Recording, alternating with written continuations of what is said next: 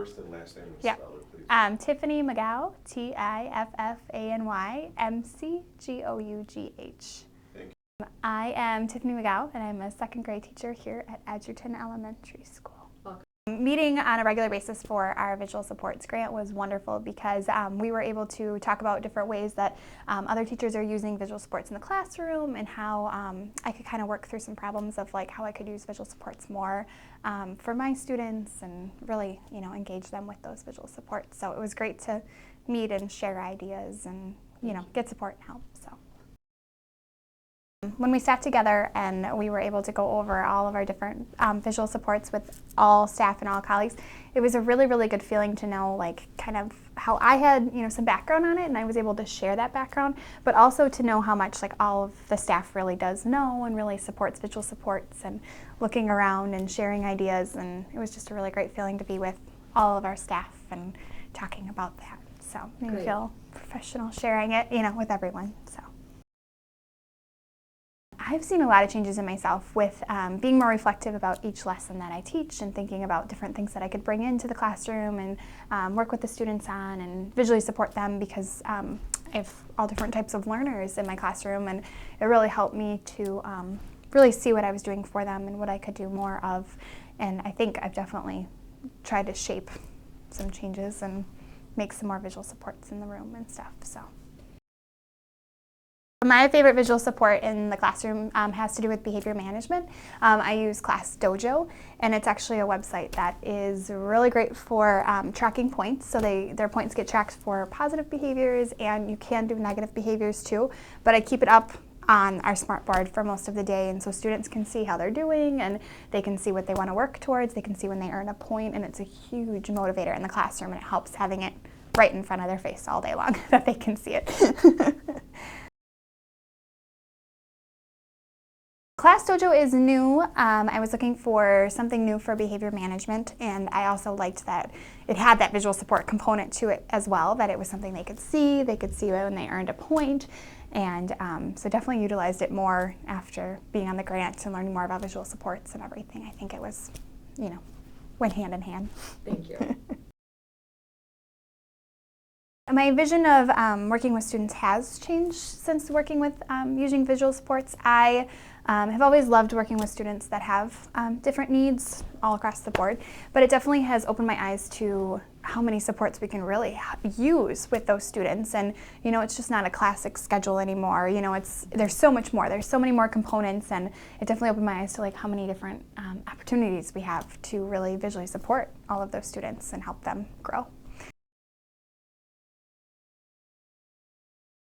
Since implementing our grant, I've definitely seen a change in how engaged the students are because of having those visual supports, and whether it is just the directions on the board or whatever it might be, I'm noticing that the students are able to utilize their eyes as well and their reading skills to follow those directions for kids. And it's especially great with kids that aren't the most auditorial learners, where they're not grabbing all the directions you're saying, or they're not really picturing what you're saying because they don't have a visual in front of them. But I've definitely noticed like more engagement in that way with them.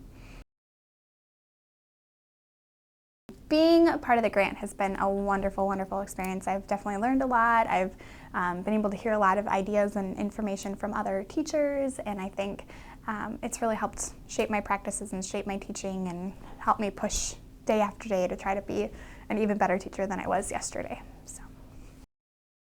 Elizabeth Cutter, C-U-T-T-E-R. Do you want me to spell my first name too? Sure. E-L-I-Z-A-B-E-T-H. So my name's Liz Cutter. I'm a 4th grade teacher here at Edgerton Elementary School in the Whitnall School District just outside Milwaukee. I teach general ed, but also a special ed inclusive class. And it's May, so we're towards the end of the year. Well, I think it's useful to check in regularly so that we can see where we're at and what our plans are for the future. If we don't know what's going on with the visual supports or with what our plans are, I don't feel like that would actually happen really then in my classroom, because there's so many things going on in the classroom constantly and at the school level and the district level that, at least for me, I do kind of need that regular check-in. Otherwise, it's easy to lose sight of things.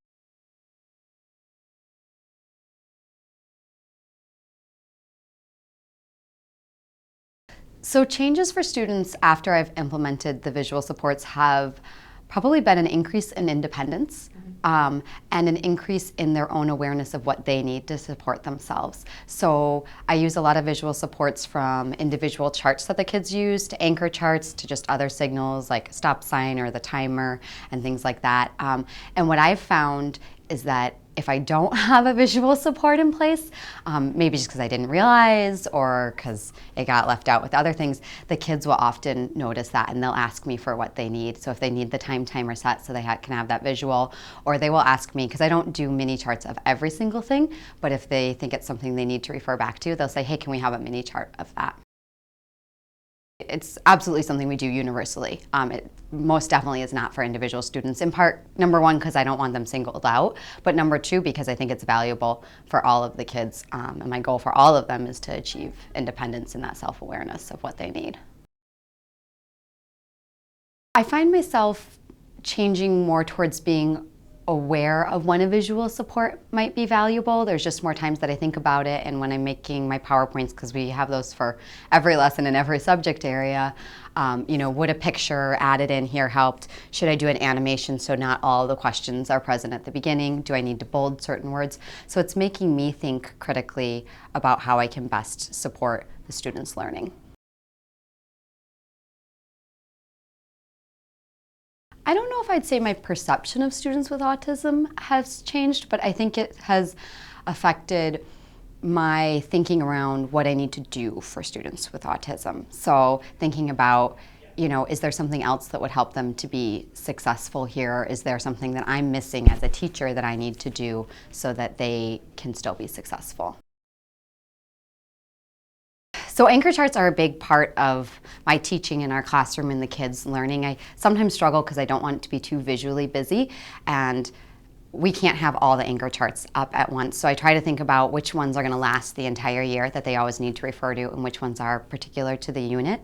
For me, I'd rather have the information there that the kids need than the clean looking walls, as long as they're still using them. And I found over the years, but particularly this year, that the kids really do come to rely on those. And if they don't have an anchor chart for something, they will let me know. This class in particular would like access to all of the anchor charts from the entire year at all times.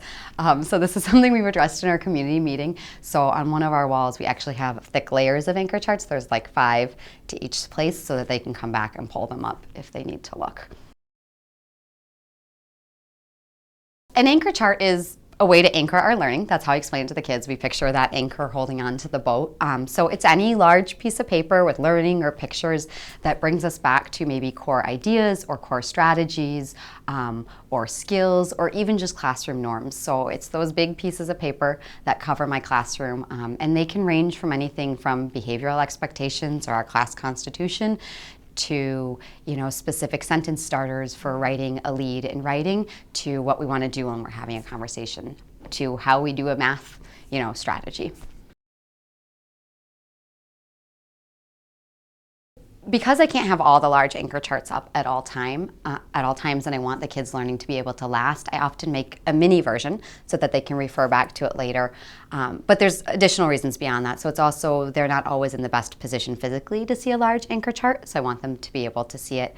I also think sometimes when it's theirs and it's personal and they can own it and make notes on it, then it becomes more useful to them, because it's not just this big abstract class thing, it's that thing they're using right there next to them. And sometimes I think just visually for some kids, being able to look there, look at their paper, look there, look at their paper can help. And my other perhaps naive hope is that in the future, even beyond this year, if they save their reading notebook or their writing notebook, they have those things that they can look back at. I've let go of a little bit of my controllingness, and I've given the kids a lot more choice in terms of location and seating. So in the past, I had slowly brought that in with letting them bring cushions to school, because you might as well be comfortable, you're more likely to learn. And this year, they have assigned seats, but they move where they want, when they want, essentially, as long as it's a good choice. And it's kind of been amazing to see how well it's worked, how they don't tend to take advantage of that. I mean, I give reminders occasionally, but they've said that it helps them focus a lot more and that they're able to do more. And I just think giving them that level of responsibility also kind of pulls them up to feeling that they need to be that higher level of responsible towards our work. I teach the kids about slant usually towards the beginning of the year as part of our readers workshop, because I find that when fourth graders come in, they don't necessarily have a lot of specific experience around strong conversational skills, so they can talk to their friends, but they're still learning how to make that good conversation go back and forth. So slant is S, sit up, L, look, A, act interested, which we talked about. It's not pretending, it's showing that you're interested. N is nod, and T is take turns and think. So we build that in letter by letter, and we actually practice doing that, and I'll take pictures of the kids to show other kids, like we show them in the classroom so they can see kids doing that well. And then we practice that, and we have a rubric where they can self-assess.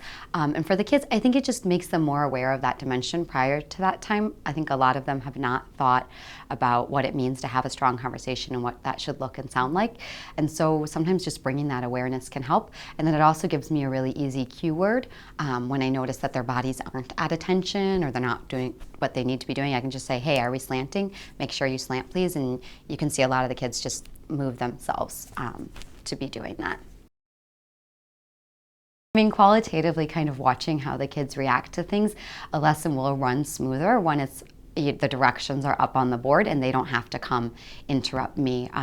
One thing in particular that I found as a teacher helped me as a learner and then helps my kids for questions. I can find it really hard to keep multiple questions in my head and answer them. And so I think it's a lot to ask 9 and 10-year-olds to hold, 2 big questions in their mind and try to answer them and then listen to their partner's answer and then have a conversation. So I have found that they have much stronger conversations if pretty much all of the important questions I ask, all the big ones that matter to me, if those are also up on the smartboard so they can refer back to them.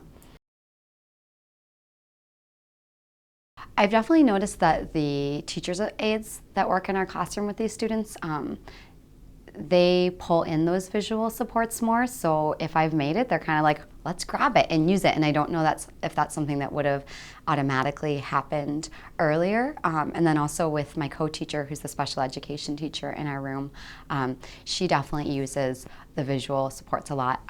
You saw reading today, but in math, I'm very big on visual supports, and the kids use their own visual supports a lot. And I think for my special education teacher and the aide, that's been a huge shift for them, and they've really enjoyed it.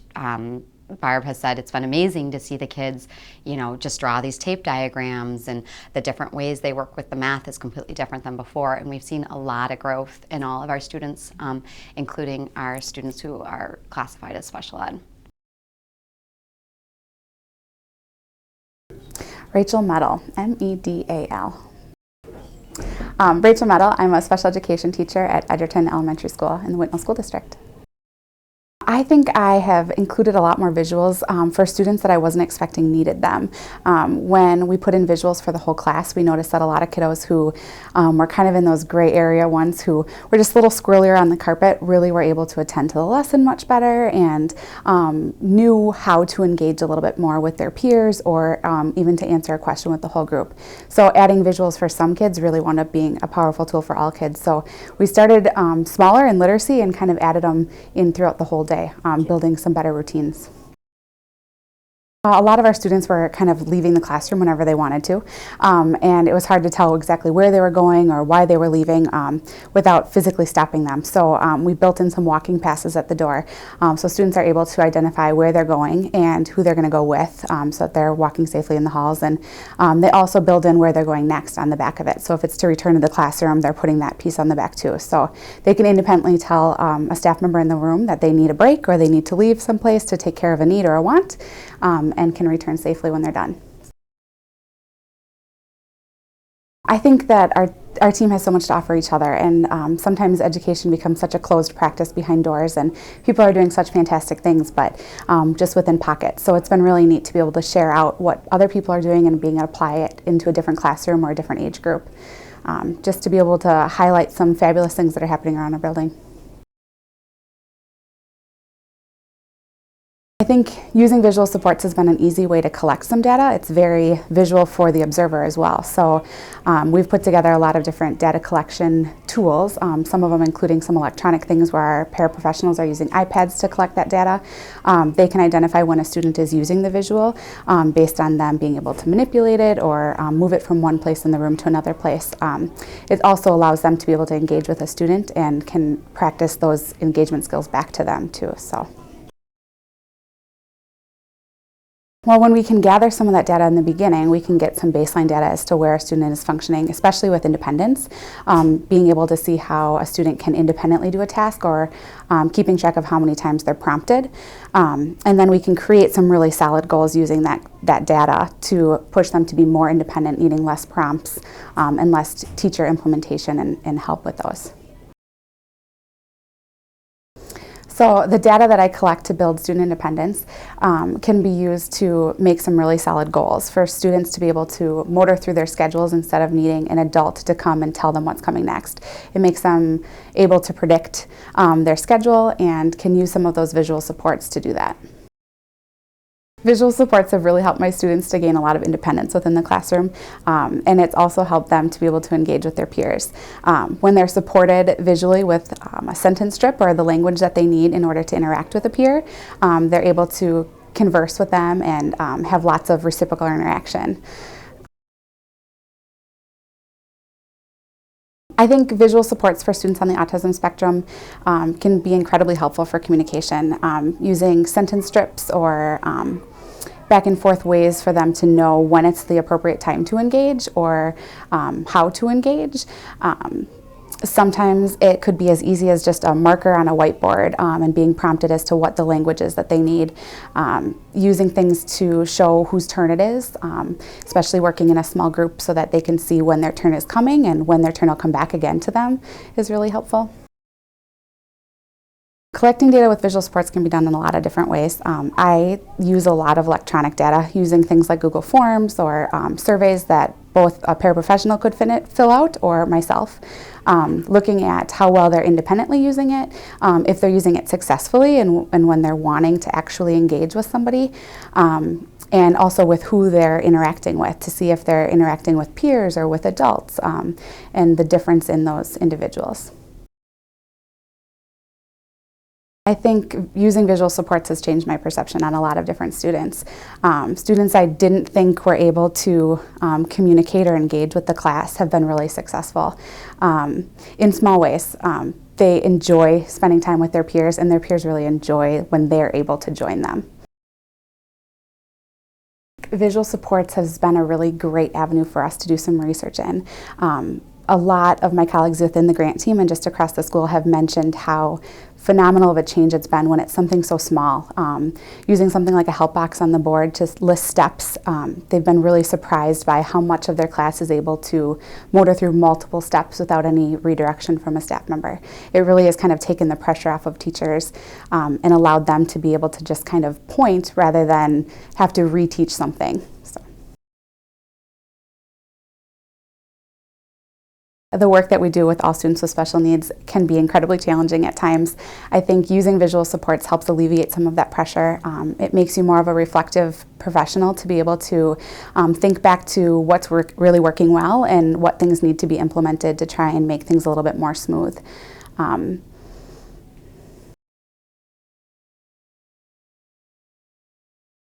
When I look at my entire caseload of students that I'm working with, it's really easy to see the big picture when I'm able to look at some of the data that's been collected. Looking back from our first day of school this year, a lot of my students weren't using communication to express what it was that they needed or wanted.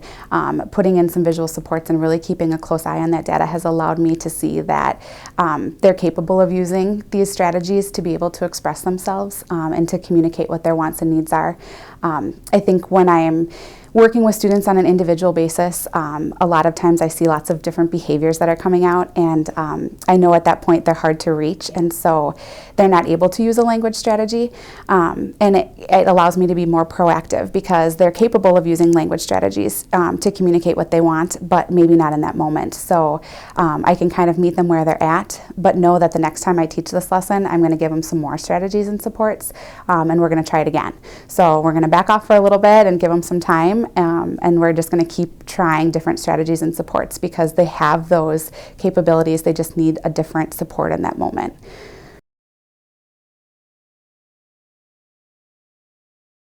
My name is Barbara Vitlip. My last name is spelled Vitlip as in Paul. I'm a special education teacher at Edgerton Elementary School. Visual supports have been really helpful for my students because, for one that I'm thinking of particularly, it helps him focus better on the task at hand, especially if we're listening to the teacher give directions. He has a fidget that he can keep himself busy with. Another visual support that's used often in the classroom are big poster sheets, which are on the wall so that kids can always access that if they need it. The anchor charts have been mostly in the small form, been used in their reading notebooks so that they can reference them at all times, so they can look back if they forget. Yeah. So it's another source for them to refer to. I think the benefits were, for us meeting regularly, were just to check in with each other and bounce ideas off each other and say, oh, that was a good idea, maybe I can use that in my classroom. I think that they are much more independent. If you show them a visual cue, because a lot of times we wear the lanyard with just a picture and a couple words on the picture, they see the cue, they respond to it, and we just carry on. We don't have to interrupt as much. So they're more independent that way. Yesterday on our nonfiction analyst. Then we're going to type our poems during technology time if the lab is available, or on iPads. After lunch and recess, we'll do our read aloud. We're going to do some targeted teach, and back to math. We're going to do lesson 10.8. Today is a Friday, so you have a chance to sparkle and shine for your word test. Afternoon recess, and then science will be back to our animals and your habitats. All right? It's going to be a great second grade day. You know, I will. Got it. I'm going to have a couple of minutes. Go to your seat. Go to your seat. Go to your seat.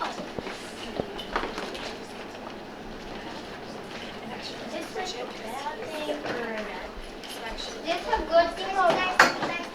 So, and Landon, you guys go to circle. Rug, and then find a quiet seat. Why don't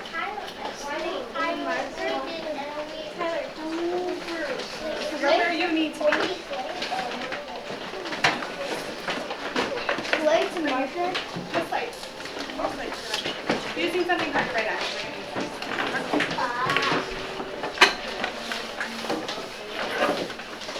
Participation point. Oh, students get up. Oh, students get in. Oh, students get up. All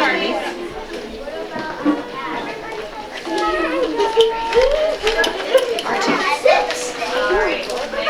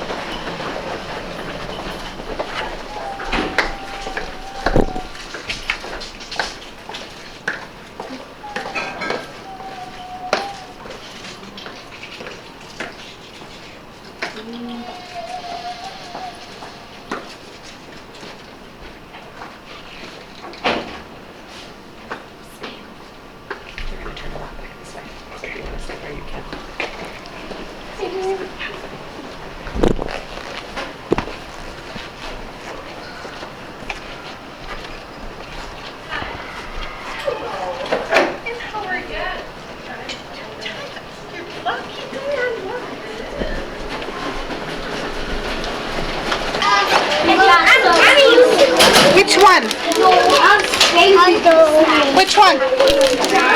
That one? Yeah, that one. All right.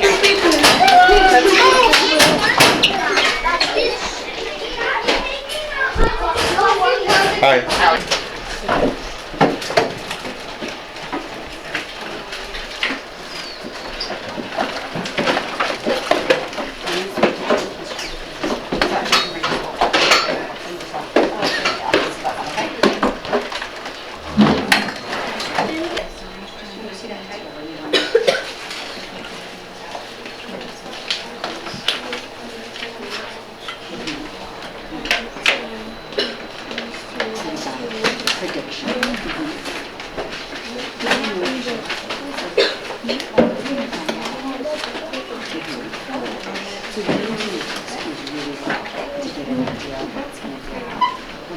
I'm looking back at this text and seeing if some of this stuff in here is in this book or if there's even more information. And here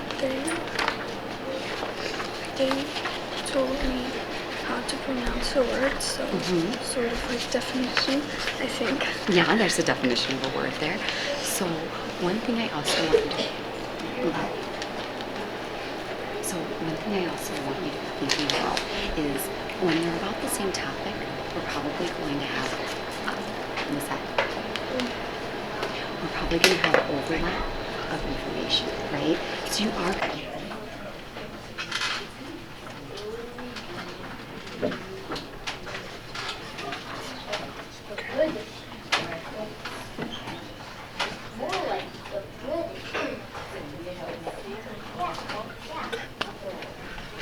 Guys, I will put all groups up, but when we go into groups, just because we need to be conscious of the camera, group 1 is going to be Marcos, Anthony, Lily, and Gabby. That's going to be our non-camera group, okay?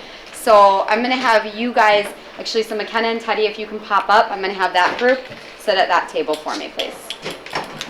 And actually, when we start group work, you guys can go into the hall, because I usually send a group into the hall anyways, so that works, okay? So, Quiet seats. Good work. Okay, so second graders, I am so excited because over the next few weeks, we are going to be becoming characters. We're going to be studying fairy tales and folk tales, and we will be able to become these characters. So, super, super exciting stuff.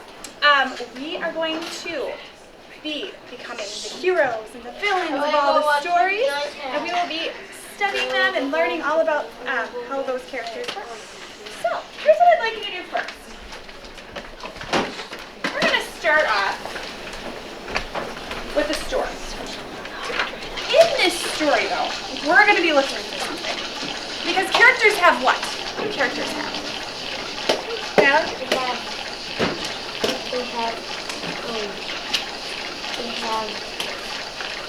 Whoa!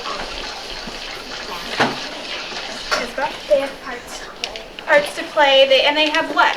They have something in their heart, they have something in their brain. Addison? They have feelings, and they have different what?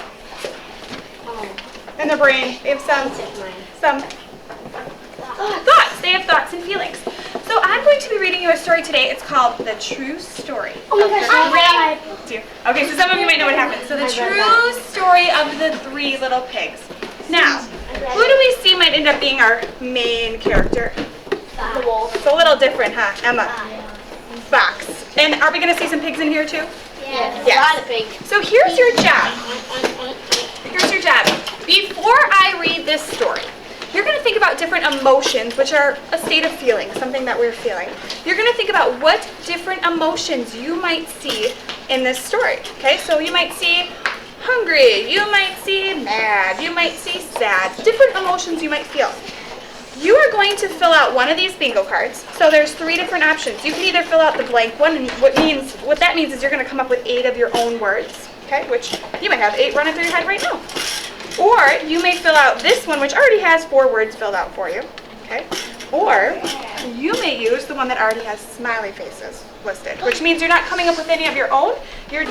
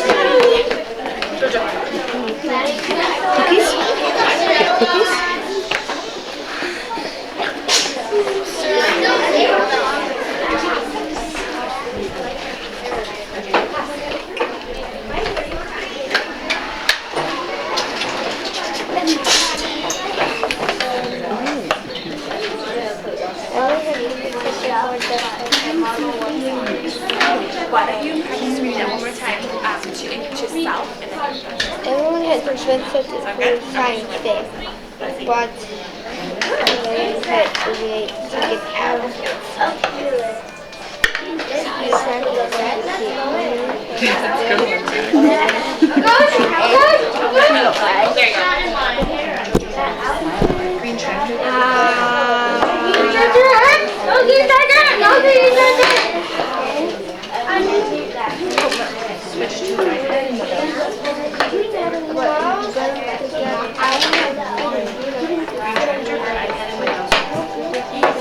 I don't want to go.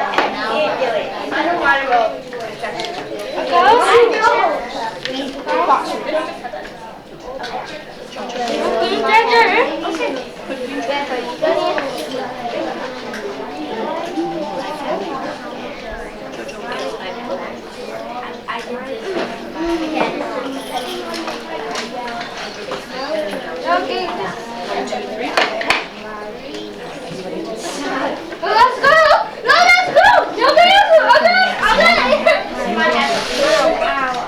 Can I read it both? Tyler, you want to read? Okay. All right. Tyler, go.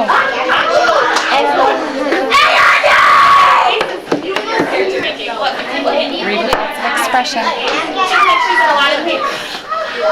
Are you ready? Anyone have to decipher, but to get out of it. You try to coins that are good express things, but you forget it. Stuff is in because Kill you.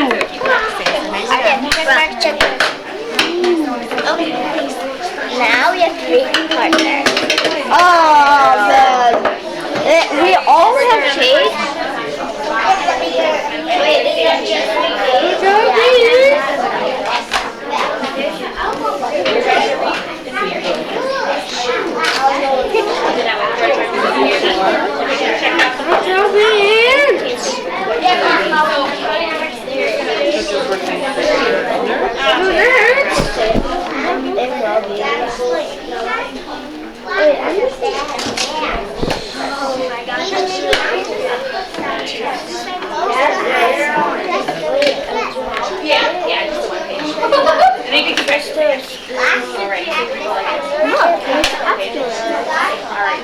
Everyone knows that, Anna Burton says. But I would rather be a desk fairy and look in desks than be a tooth fairy and look in mouths and touch other people's dirty teeth. Come on, that should be.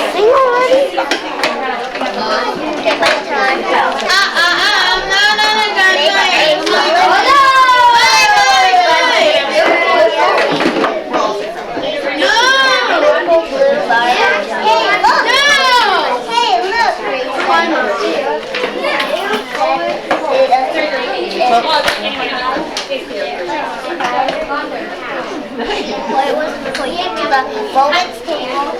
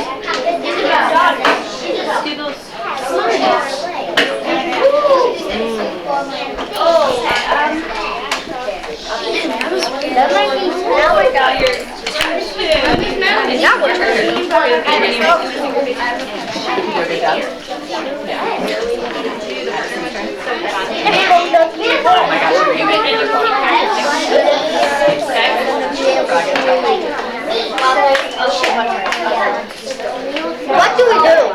We can do practice every day. Okay. I want to go to the beach. I think she meant no, I want to meet him. I don't know him. It's a flash over him. Okay, who knows? It was the old dark. I want to be to the phone. I am a okay,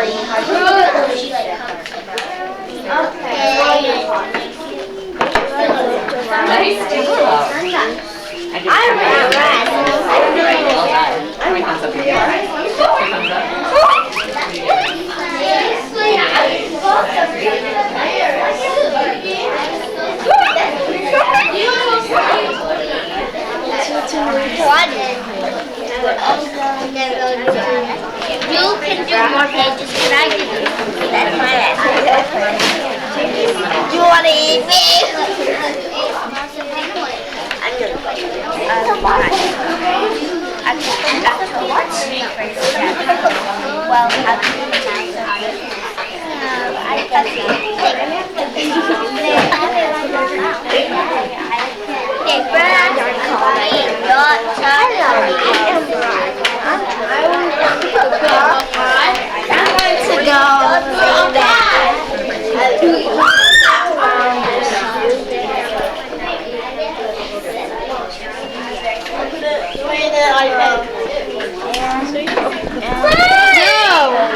Stay in my girl's room.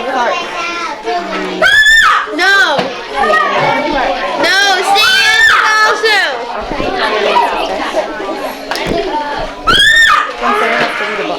It's not working.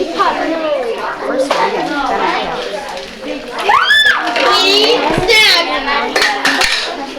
I'm put iPad down. No, over there.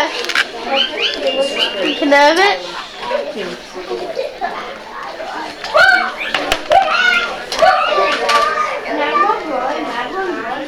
So ready? This is me. It's time for reading. Little monkeys. Are you done? Time to put on? I stop it right now. Okay. Red, and then snack. And snack. Ready? And then my book. Ready? And then my book. No.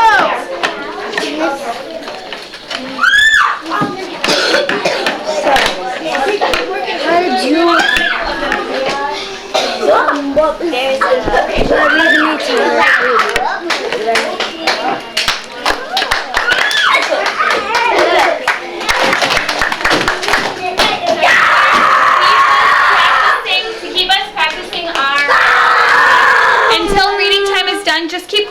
cycle. So once you've read to self, practice the page in the mirror, turn and read to a partner, start the cycle all back over again. Read to self, practice the page in the mirror, and turn and read to partner.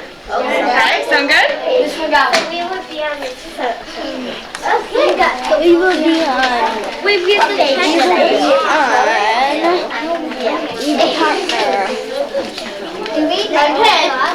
Wait, is that my way? I'll go first. No! I'm going. That was like the turkey nut. I will.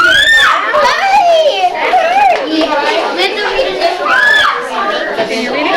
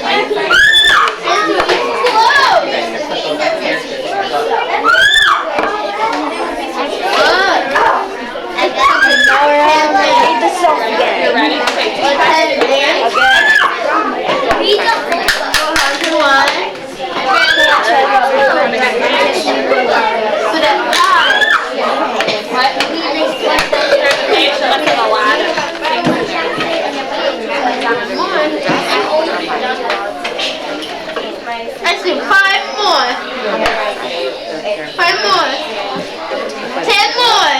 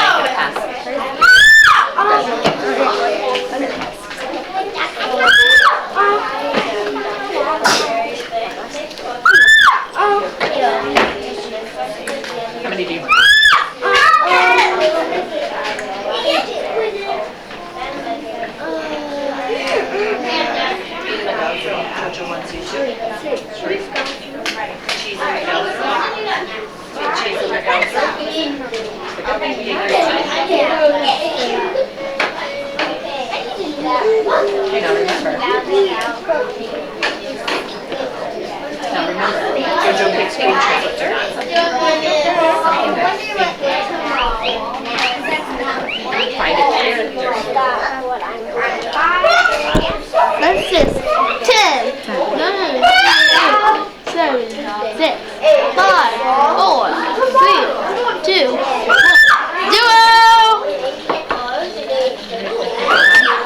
No!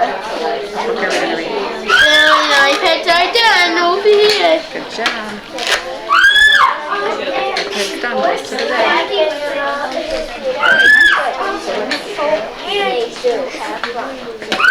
Nice job, Nina. Good work.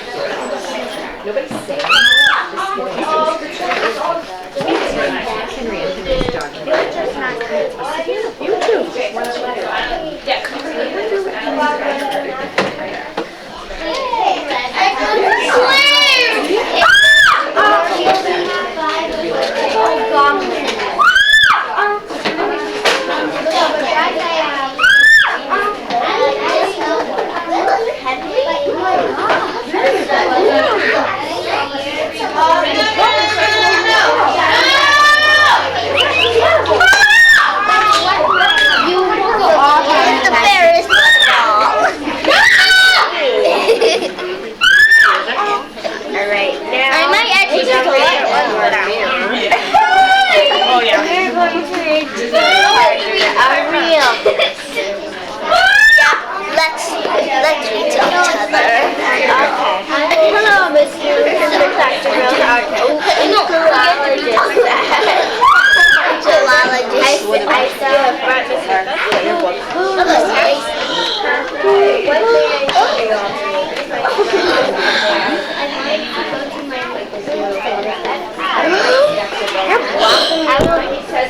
He was narrating a little bit.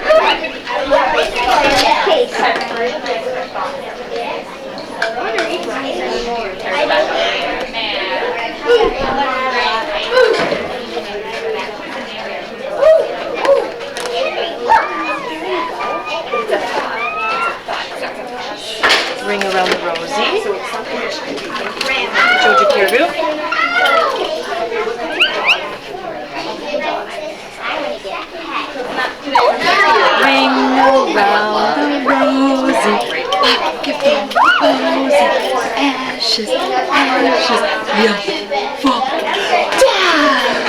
Good job. Again. And put away.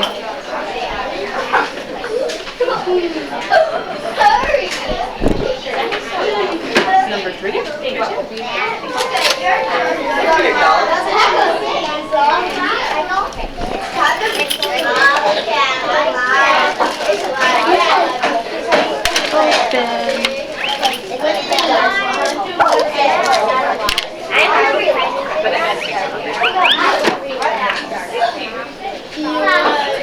Jojo match dog.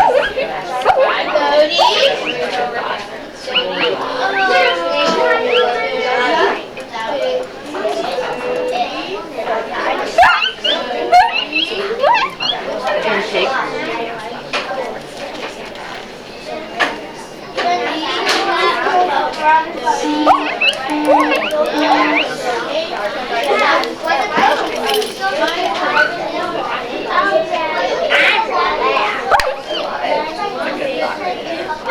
Keep going.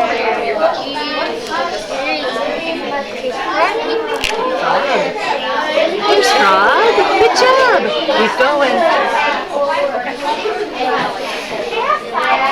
Snake. Cat. Meow. Put away.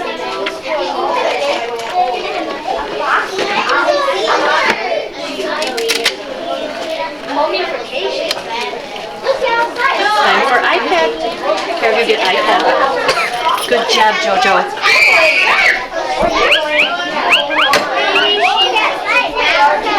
Is that a thought? Maybe a thought.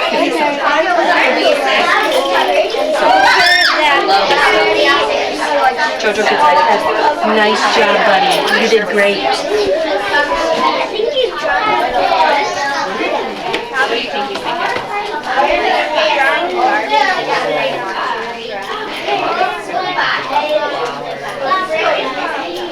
Play YouTube Kids. Search for...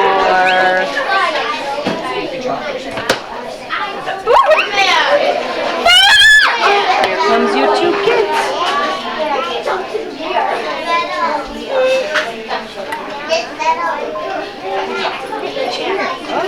Nick Jr.?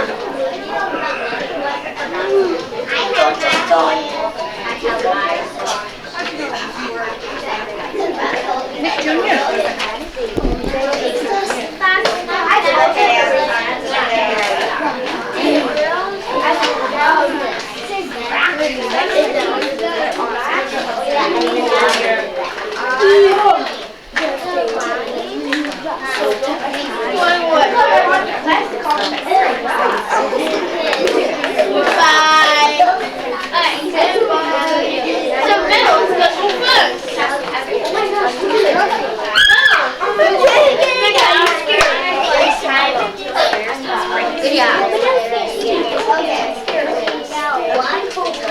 Good job. Yeah, what's that? Or just that's what I said. I said, hand it back.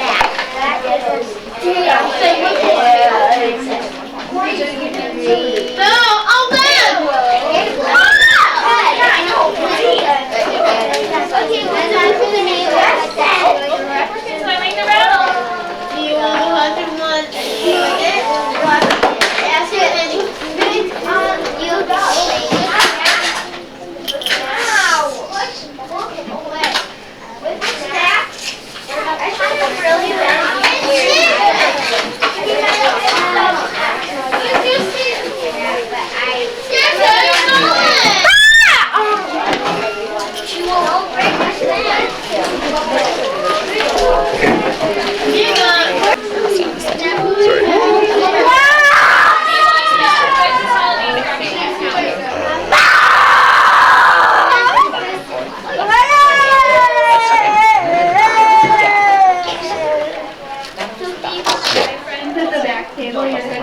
Yeah.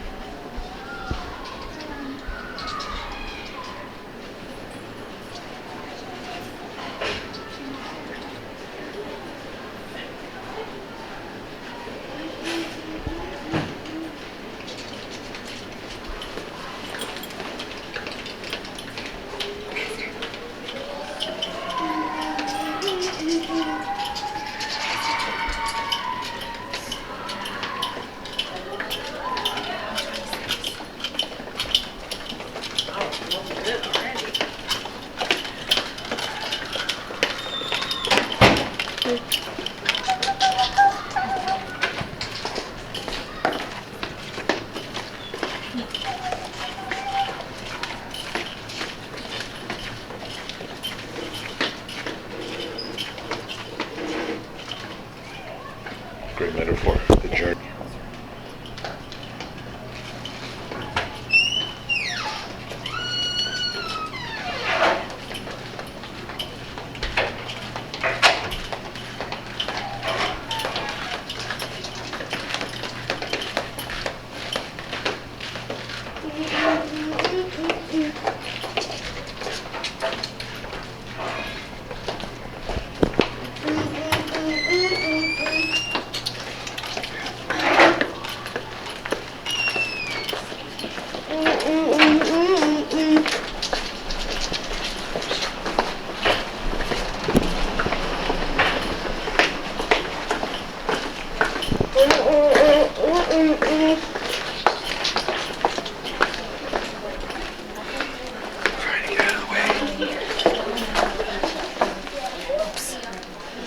Lost your shoe. Put your shoes on. All right, back to the guy was ready.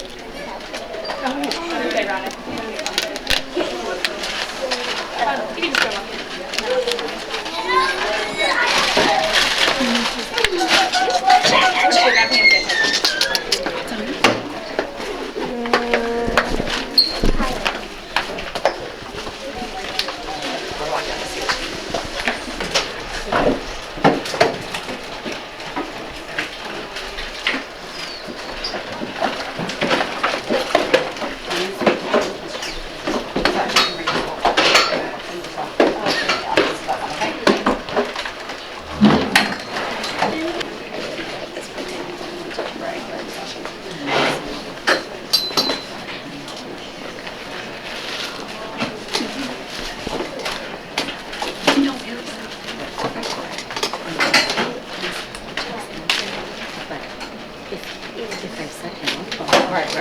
If I have it, then he's back. Yeah. No, it depends on me. Yeah, because as long as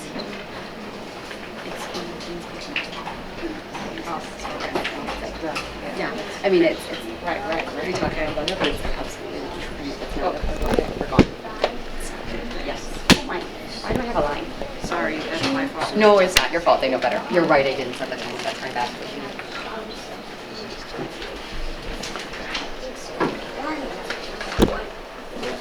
It's like it looks different. Hey, try to get one. Okay. Guys, I apologize, I forgot to set the timer. It's been about 11 minutes thus far, so I am putting 39 minutes on there, is that right? No. How many minutes? 29 minutes. I'm putting 29 minutes on there. Sorry about that interruption. Back to work.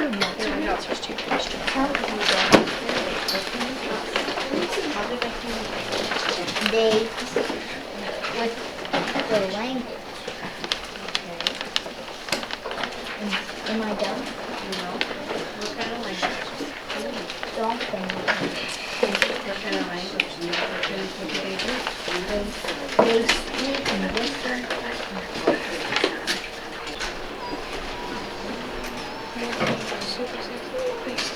Yeah, so you'd have to really dig into, well, why is this a crisis? Why are they calling it supersize? Do you think that would keep you focused on the important parts of the text? Okay. Do you have an idea where to go from here? All right, I'm going to read it.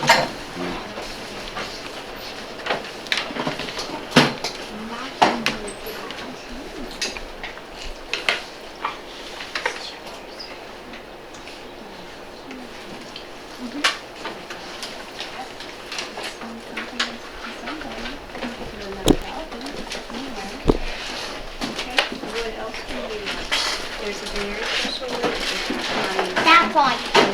No, it's not. One more thing. There's one special word in here that we have to find. Popping the tail. Yes, but it's right toward the middle of the article. Special word that we don't know. Echolocation. Ooh, tell me about echolocation. They echo How do they do that? with their fins. Well, let's reread this. What does it say right here? Dolphins are also into turn into tides into clicks. Okay. Which that's a sonic system called echolocation. So we see the word what? Echo. Echo. Okay, so it says when the clicking sound hits an object in the water like a fish or rock, then the sound bounces back. It echoes back so that the dolphin knows where it is. Yeah. Okay, so tell me in your own words what echolocation is. It's when you echo. Well, what does the dolphin do?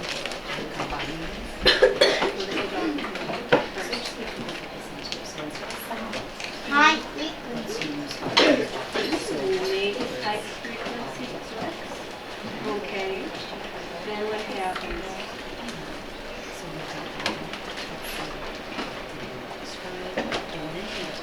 What happens to that sound that he makes, that clicking he makes? What does it do? It hits the ocean. well, it's in the ocean, but it hits and Another one. well, they say an object. An It object. could be hits the object. Okay. Now what happens with that sound? The sound what? Describe our word. Echo. The sound. What does the sound echo like? Another. Well, the dolphin makes the sound, right? It hits the object, and then the echo comes back to it. That's all I can think of. But think about it. The dolphin makes the sound, and it echoes off of something. Then the sound comes back to who made that sound. Another dolphin. The very dolphin that made the sound. Back to the dolphin. Am I done? You tell me. Read what we have. Because this is our How do dolphins communicate? Language. Speak, squeak, whistle, fly away. Leaping in the air, snap jaws, echolocation, dolphin, and try to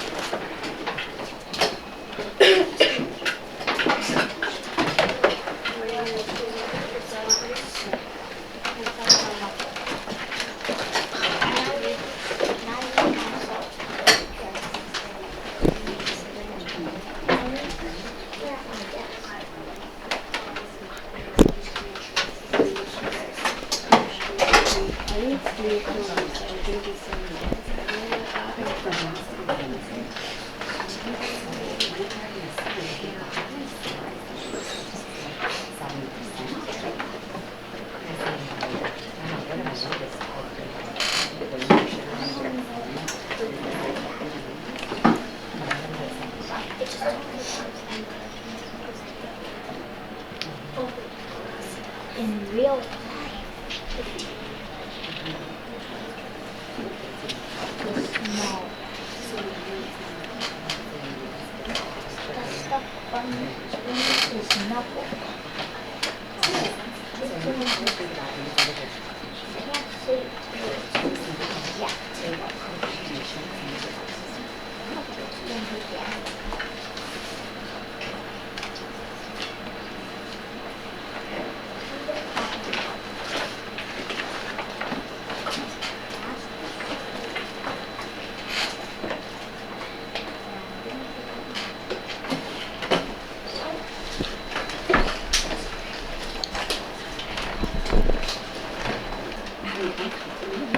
When I read your questions, I was like, who's giving you questions to answer here?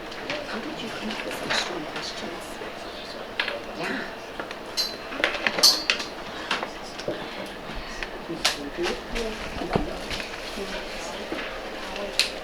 So then you want to know. I think that's the new reason So now let's think about answering these questions. Has your summary focused on answering those awesome questions you wrote?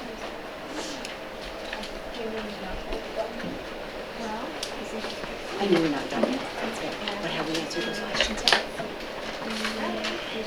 Yeah. Okay.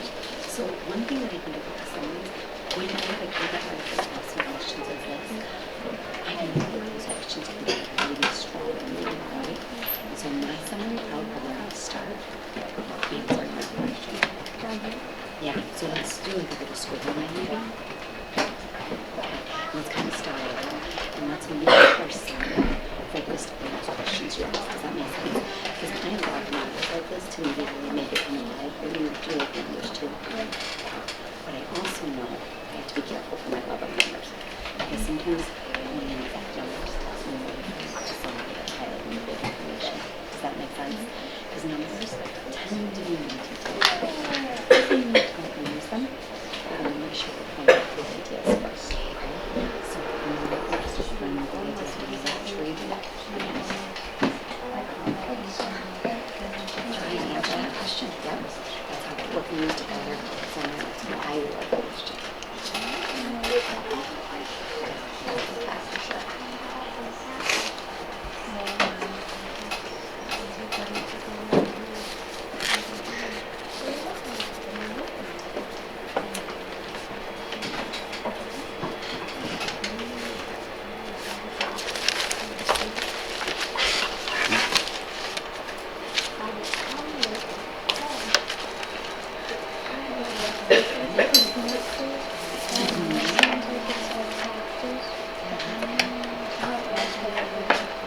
So they do say more often, it's really kind of small.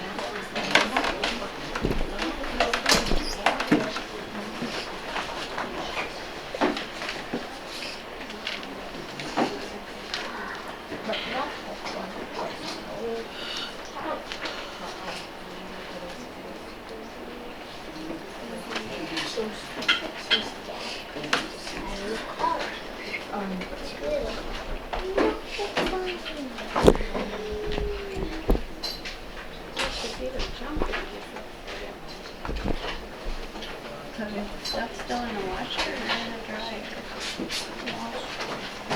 And those were the first words Tuesday ever said.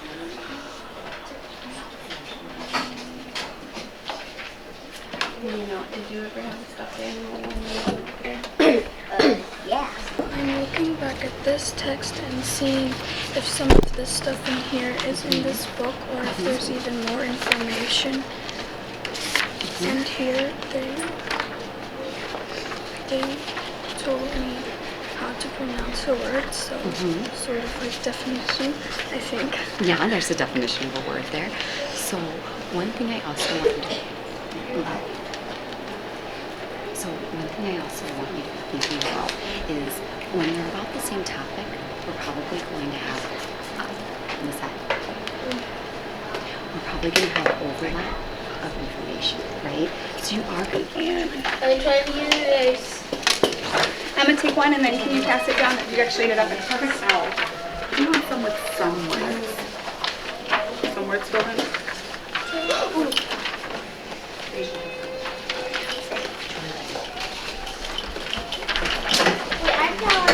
Actually here. And if you would like one with the smiley faces already filled in. So while you have this one, I want you to be looking at what these different smileys might mean. I tried to pick some that were, you're like, oh, I know this. Put your name on this. Oh, actually, hello. Okay, that's on this side. Cooper, can you take these three and pass it to Nico next?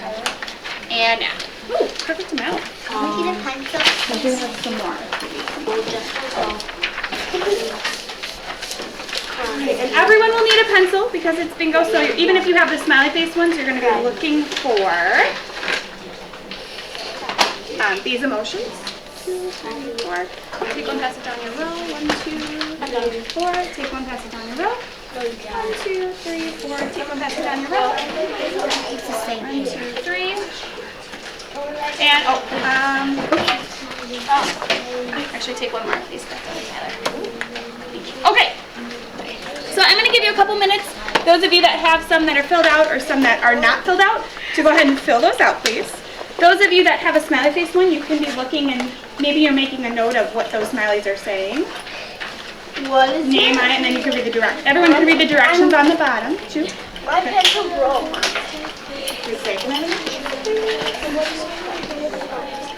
Ooh, I'm seeing some people writing in some good words. I see some people writing frustrated. I have mine. Just some out. Can I label it? Yeah, you can. Those of you with the smiley face ones, you can absolutely go through and label them. I don't want to. Do I want to know all?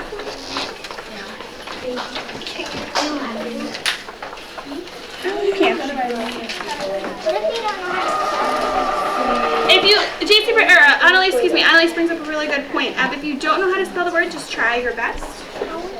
Writers try their best. Ooh, I'm peeking around. I see somebody wrote this word. I'm going to put them up on the front board so you can see. I saw someone wrote confident. That's a good one. Frustrated. And I'm going to finish writing.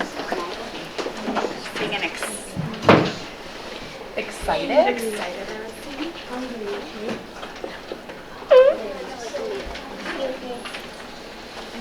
Upset. Please make sure you have your name on the top of this paper.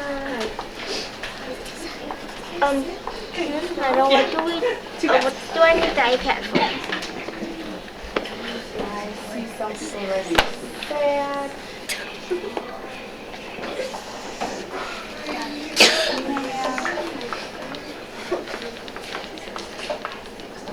Ooh, here's a good one. Someone wrote insulted. Oh. That's a good one.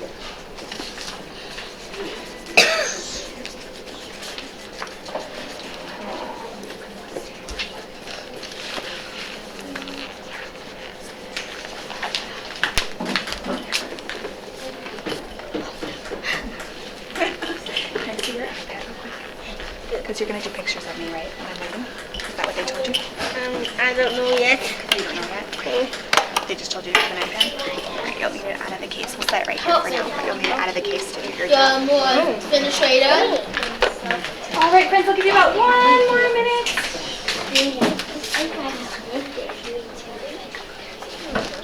Okay, sounds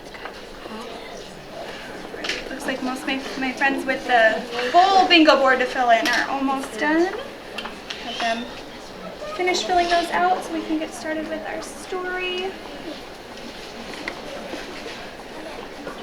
We'll have one more left.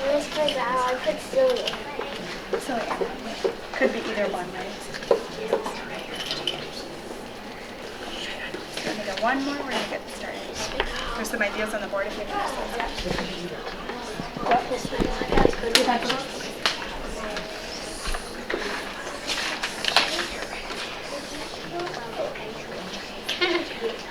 Friends, if your pencil breaks, hopefully it won't now that you're done writing the words, but if it does, I'm just going to leave a box right here that you can just quietly switch it if you need to.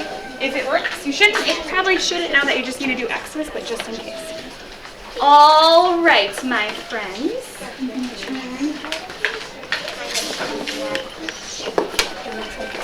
Okay. All right, we are going to get started. So I'm going to read the true story of the three little pigs. Oh, that's what we're told. Read it. And it's by A. Wolf is giving you their version of it, but it's told by John Siska, illustrated by Lane Smith. While I'm reading this story, here's your job. You ready for your job? And I know it says it on the bottom, but you are going to be listening for any emotions that match the story with what's in front of you, okay? So I want you to listen as I'm reading with expression. I'm going to use gestures. My facial expression is going to change depending on my emotions that I'm seeing with my main character. And as I read it, I already know what it's So if you see it, Kate, what should you do? If you see one of those words, what do you think you should do? Circle it. What does it say on your directions on your paper? It says to put an X. Yep, so put an X through it, just a little one that we can still read the word, but if you see those emotions, I want you to put an X through. All right, thumbs up if you're ready to hear the story. Thumbs up if you're ready to hear the story. Will I see most of your thumbs? Thumbs up if you're ready to hear the story. I can't hold my thumb up. Yeah, you can hold iPad one. Okay. Alrighty, so the true story of the three little pigs. Alrighty. Everyone knows the story of the three little pigs. Or at least they think they do. I'll let you in on a little secret. Nobody knows the real story because nobody has ever heard my side of the story. So who's mine? Who's that? Wolf. The wolf, right. So can I be listening for emotions of the pigs too when I'm doing this bingo board? Yeah. I'm the wolf. Alexander T. Wolf. You can call me Al. I don't know about this whole big bad wolf thing. I don't know how this big bad wolf thing got started, but it's all wrong. Maybe it's because of our diet. Hey, it's not my fault that wolves eat cute little animals like bunnies and sheeps and pigs. They just say that's just the way we are. If cheeseburgers were cute, they'd probably think you were a big bad wolf too.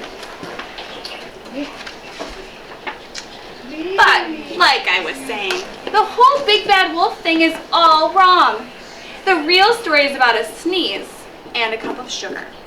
This is the real story. Way back in Once Upon a Time land, I was making a birthday cake for my dear old granny. I had a terrible sneezing cold, and I ran out of sugar. I read this story too. So I walked down the street to ask my neighbor for a cup of sugar. Now, this neighbor was a pig, and he wasn't too great either. He had built his whole house out of straw. Can you believe it? I mean, who in his right mind would build a house out of straw? So of course, the minute I knocked on the door, it fell right in. I didn't want to just walk into somebody else's house, so I called, "Little pig, little pig, are you in?" No answer. I was just about to go home without the cup of sugar for my dear old granny's birthday cake. That's when my nose started to itch. I felt a sneeze coming on. Well, I huffed and I snuffed. And I sneezed a giant sneeze. Oh my goodness. And you know what? That whole straw house fell down, and right in the middle of the pile of straw was the first little pig, dead as a doornail. He had been home the whole time. It seemed like a shame to leave a perfectly good ham dinner lying there in the straw. So I ate it up. Think of it as a cheeseburger, lying there. Are you seeing any of those emotions on your paper? I was feeling a little better, but I still didn't have my cup of sugar. So I went to the next neighbor's house. This neighbor was the first little pig's brother. He was a little smarter, but not much. He had built his house of sticks. I rang the bell on the stick house. Nobody answered.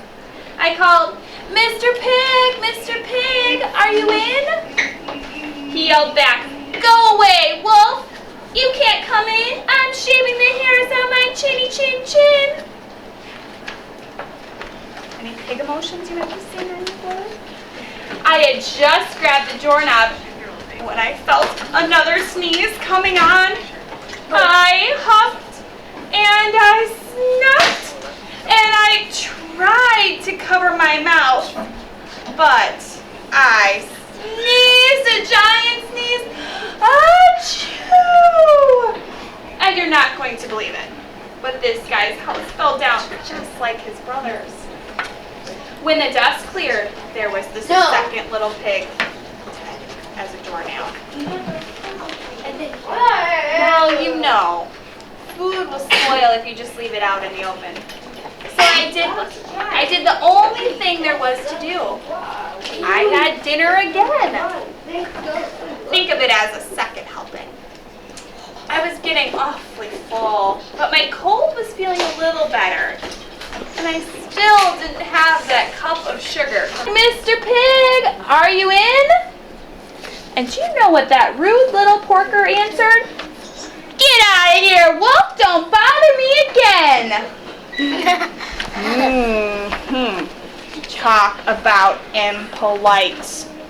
He probably had a whole sack full of sugar, and he didn't even give me one little cup for my dear old granny's birthday cake.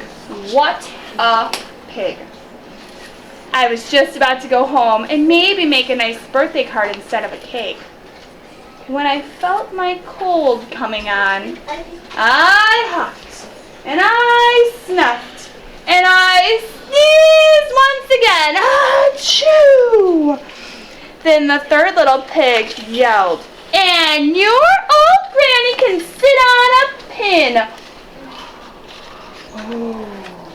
Now, I'm usually a pretty calm fellow, but when somebody talks about my granny like that, I go a little crazy. When the cops drove up, of course I was trying to break down the pig's door, and the whole time I was huffing and puffing and sneezing and making a real scene.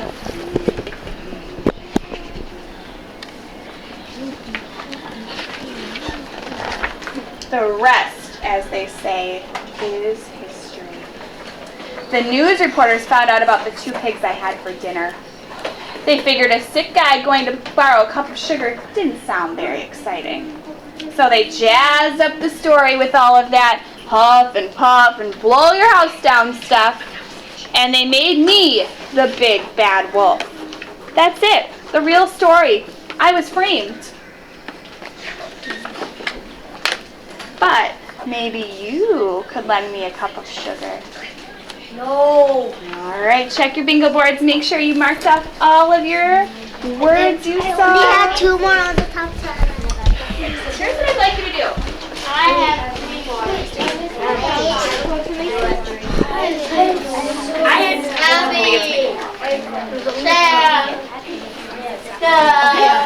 All right, my friends. Here's what I'd like you to do. It's taking yeah. It will take a video. Yeah. Alright,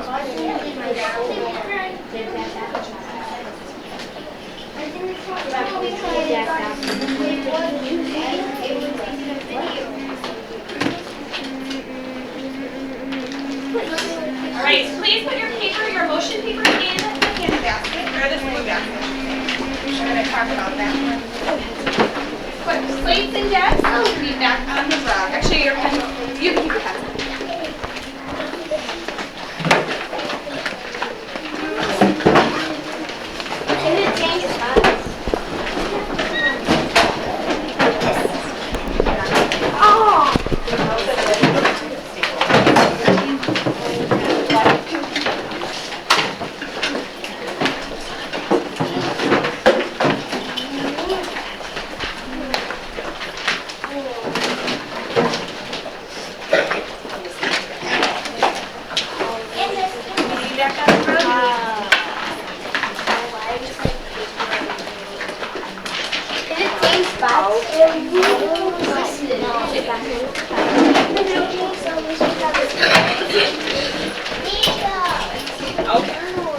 Alrighty, so what kind of emotions did you see? Let's talk about that real quick and then we're going to do another activity. Upset. Upset, okay, good. Bossy. Angry at the end. Nico? Crazy. You went a little crazy?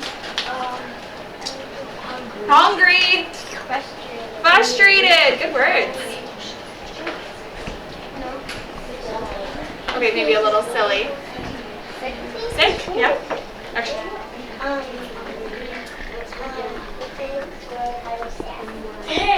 The pigs were sassy. Emma? Never gave up? Bullied. Bullied a little bit? Or who was bullied? The pigs. The pigs were bullied a little bit? Okay. No, the pigs were bullying the wolves. Okay, the pigs were bullying the wolf. All right. So friends, you're going to help me become the wolf. Okay, we're going to reread. We're going to reread a couple parts. Okay. Let me get this character real quick. All right.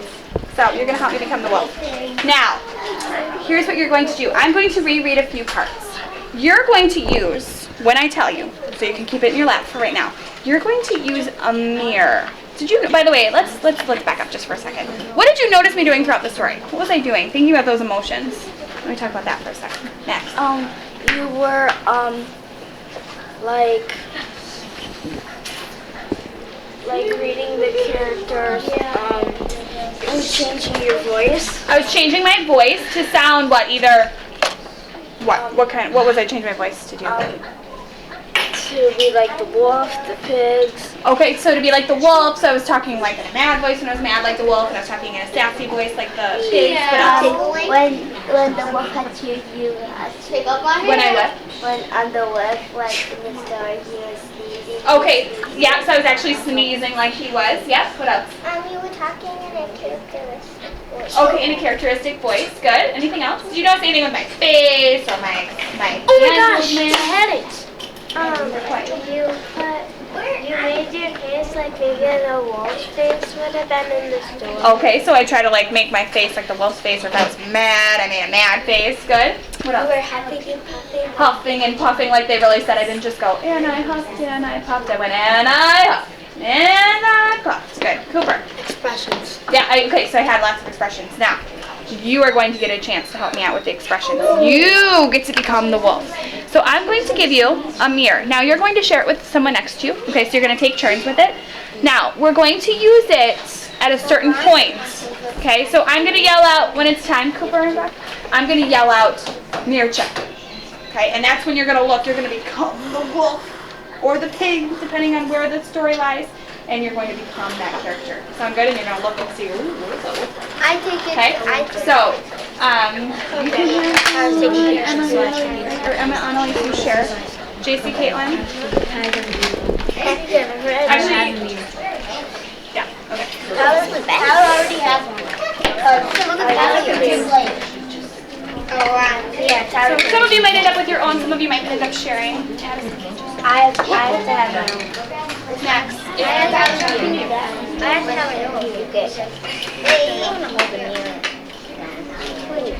And then, alrighty. Okay. Are we ready? So here's what we're going to do. I'm going to reread a part, and I want you to become that character. All right, so I'm going to flip to the first part. The first part I'm going to reread is where he goes to the first pig's house. Can you, I want everyone to put the mirror in their lap, or right in front of them, somewhere where it's not in your hands, that you're going to be listening to this part. All right. All right, so I'm going to reread this first part, where he gets to the first pig's house. I would like all of you, and we're going to not do a mirror check right now, and we're going to stay mirror check, but you're going to become it. Sound good? You're going to become both of me? All right, so you're going to make facial expressions to become both. All right, are you ready? Oh, so important. The minute I knocked on the door, it fell right in. I didn't just want to walk into someone's house to make a facial expression. I didn't want to just walk into someone's house. So I called Little Pig. You can help me. Little Pig. We'll start over. Okay, ready? Little Pig. Little Pig. Are you in?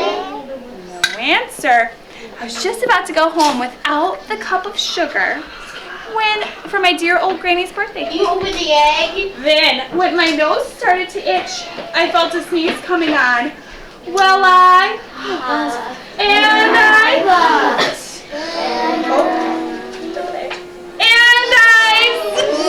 sneezed. Try and sneeze. Good job. And you know what? The whole straw house fell down. And right in the middle of the pile of straw was the first little pig, dead as a doornail. He had been home the whole time. It seemed like a shame to leave a perfectly good ham dinner lying there in the straw. So I ate it up. Think of it as a big cheeseburger just lying there. What is the face you're going to make right now? He's just discovered a pig lying there. Think of it like a cheeseburger just lying there. Make your face of the best wolf you can. That's hungry, but I can just hear that.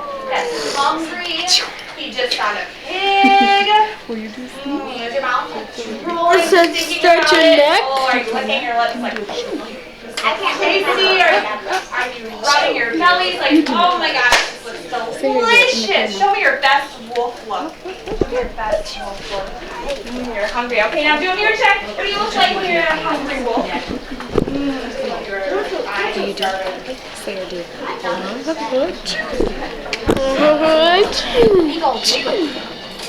What are you guys doing with your arms? What are you doing with your arms? Rubbing your bellies? Are you excited? Like you're putting your arms out. Oh, come to me, little pig. Oh, good. All right.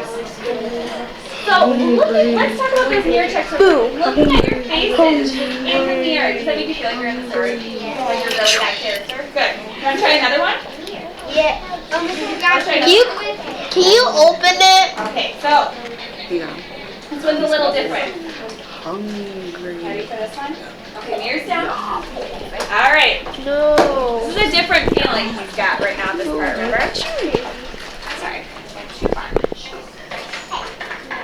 Okay. All right, so he's at the second or third little pig's house. Okay, so, all right. Right here. Okay, this guy was the first and second little pig's brother. He must have been the brains of the family. He had built his house of bricks. I knocked on the brick house. No answer. I called Mr. Pig. Mr. Pig, are you in? Let's know what that little pig, wrap me in. Get out of here, wolf! Don't bother me again. Talking about impolite. He probably had a whole sack full of sugar, and he wouldn't even give me one little cup. We need a drink. For my dear, sweet old granny's birthday cake. What a shame! What a pig! No. I was just about to go home and maybe make a nice birthday card instead of a cake. What about my home coming on? I huffed, and I puffed, and I sneezed. Once again. Achoo! Then the third little pig yelled. And your old granny can sit on a pin. Yeah, think about that. Let's first make our expression. What is the wolf thinking right now? That pig just said that his old granny can go sit on a pin. Look at the face of what you think the wolf is feeling right now. Is he like this? What kind of face is he making? Ear check. You just heard that he said, your old granny can sit on a pin. What kind of feeling is he feeling right now? I'm seeing your faces, they really match what I think he's feeling. What is he feeling right now? What is he feeling right now, Zach? He's angry. What's another word for angry? This is talking. Percy has a green one. What else could he be thinking? Frustrated, right? Is that the same feelings he had earlier in the story when he found that little pig lying there? You guys ready for some dinner? Is that the same feeling? No, different feelings, right? Now I'm usually a pretty calm fellow, but when somebody talks about my granny like that, I go a little crazy. When the cops drove up, of course, I was trying to break down the pig's door. So can you imagine what he's feeling right now? He's trying to, oh, I'm gonna come and get you. I'm gonna come and get you. He was huffing and puffing and huffing and puffing. And he was making a big scene. Can we picture what that looked like? What does that look like? Can you show me what you think the wolf? He's knocking on the door. He's trying to get in. Oh, good job. All right. Ear check one more time. Ear check. All right. So here's what I would like you to do. With your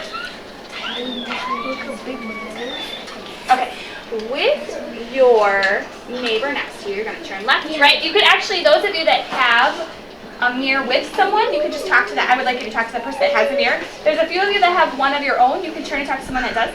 Share what you think the pig is feeling, the third pig, and what you think the wolf is feeling at this moment. Go ahead and turn and talk to them.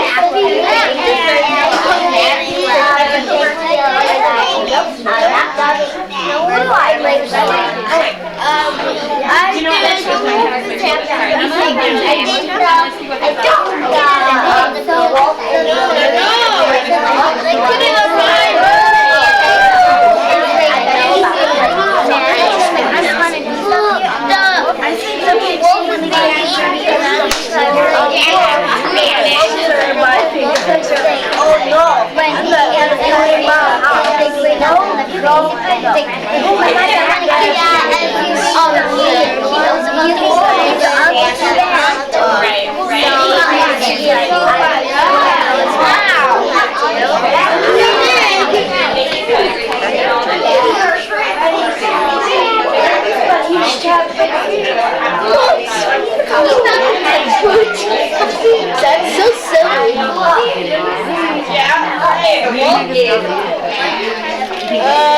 Can I pie? No, put it up high or put it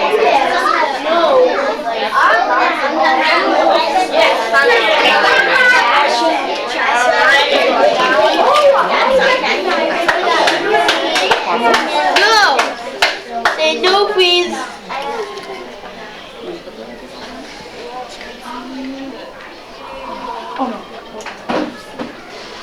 Oh, right. Nice job. I was hearing some really good conversations. I could tell. I know our voice level was a little up, but we were so excited to share. Oh my gosh. Think of what the pig is feeling. Think of what the wolf is feeling. Nice job. Okay, so you are going to use all of this information and all of this practice to go off and you're going to read your own stories. Now, here's how this is going to work.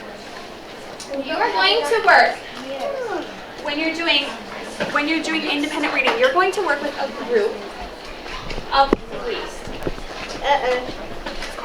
No! No! Can you help me, please? You're going to work with a group of 3. No. Of course, I just put it away. Here we go. Okay. You're going to work with a group of 3. And you're going to head back to read. You're going to get this little table. And on here, you need to do these 3 things while you're reading. Put up and up high. Listen to what we're going to do. So here's I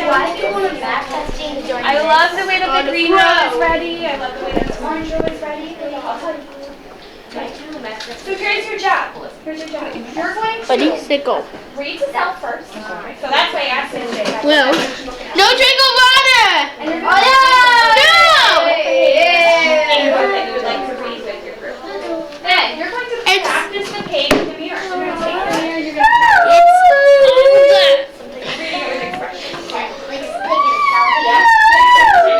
and then you're going to try and read it to people in your trio. You're going to have what's on here. It's actually a shortened version. Read to mirror, read to self, read to mirror, read to partner. I'm going to leave this page up. But every time you do one of these things, you're going to cross it out. Okay? Cross it out. Cross it out. Actually, you know what? Let's do a check mark next. Never mind. Do a check mark. Because then I should see how many check marks. 3, because there's how many people in the group? 3. So once you read this out, check. Read to mirror, check. Read to partner, check. Each of you should check 3 times. Each group is going to get one of these. This is going to stay on the board to remind you what exactly you do for that step. But each group is going to get how many of these? 1. Okay. All right. Your group is also going to get 1 mirror. Okay, so when I call, actually let's have One group's gonna need Katie, you're a paper passer. Can you go down the rows and collect? Or 2. Like just kind of hold basket out and I'll put the mirror away. This one got We're going to have Zare call 6. He's going to call 3, 6. Those 3, like as he calls, the 3 are going to be in a group. He's going to keep calling. The next 3 are going to be in a group. Next 3 is going to go 1, 2, 3 in a group. 1, 2, 3 in a group. You're going to grab 1 table tent, and you're going to grab 1 what?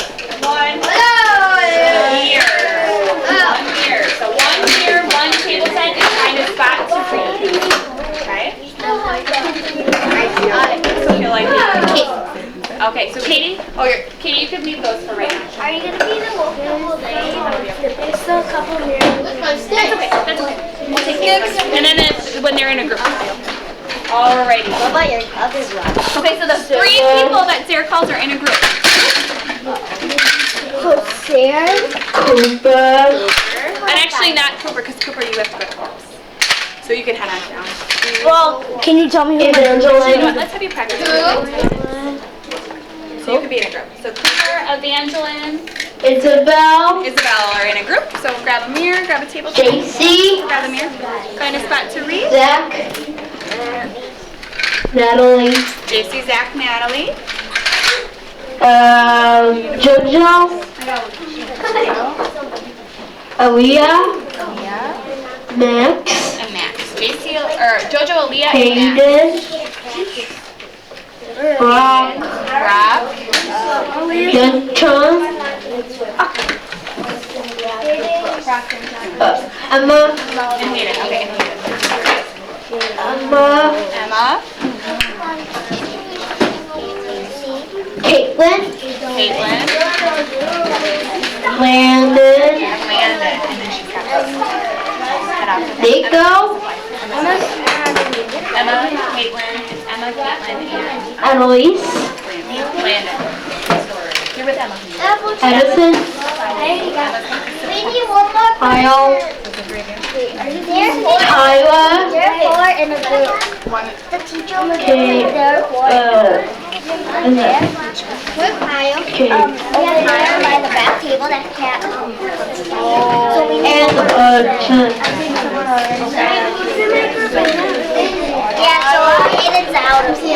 Okay, why don't you find a spot with your group, and I might move some of you around. So go ahead and find a spot. Why don't you I think you are part of it. Why don't you join Youngton? Who's in your group? You, Brock, Okay, so we'll have Kate. 3 of you. Zach, who's in your group? Oh no. Okay, can you sit closer? I actually already know the page. There you go.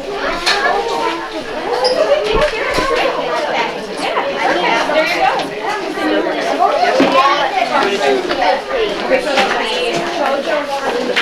You're gonna read that page. yeah. I have to figure out what page I can find on my book.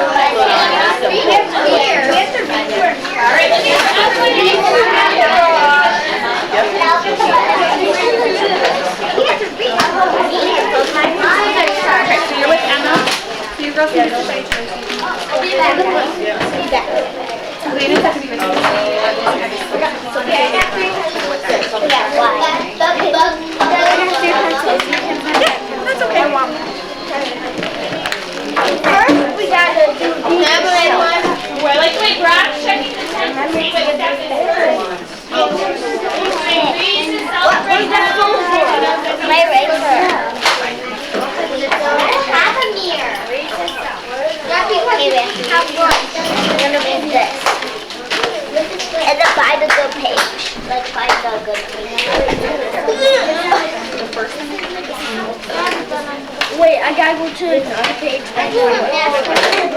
Oh, I love the way this group right here, they're all reading to self right now, getting situated, trying to find a page that they're going to work on with their partners.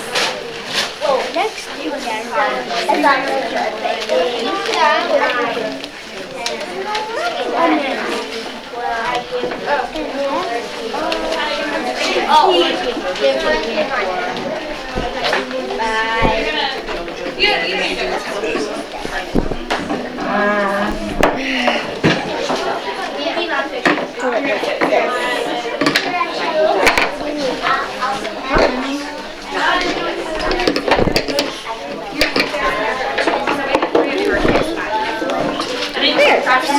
That works.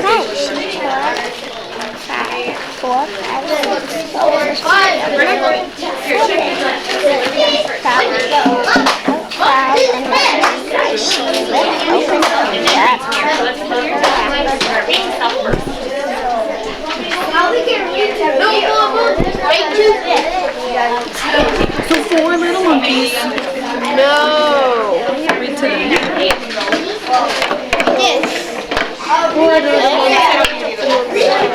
them. What the fuck is that?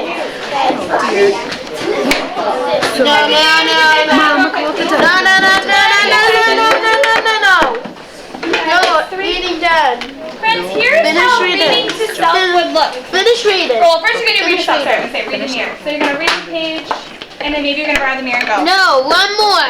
And see a sign. I said it on the shelf. Eureka! All right. So you're seeing what you look like when you All read. done. You're going to win for reading. All done? Here. All done.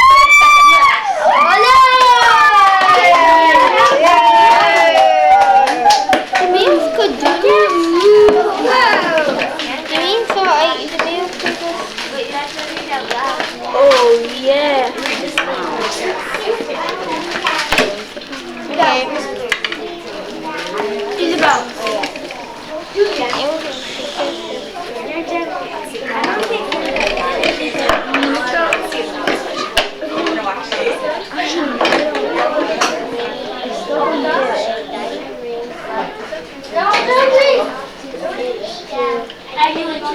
Read to the mirror. Use your facial expressions. And then read to Tyler and to so first read to Can I go first?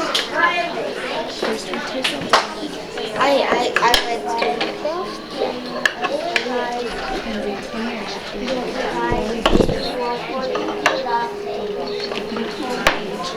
No, I read at the back.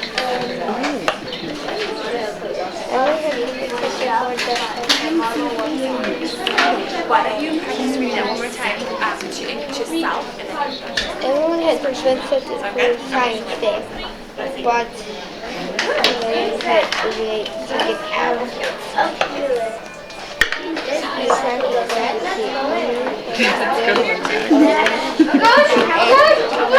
to get out. Green treasure.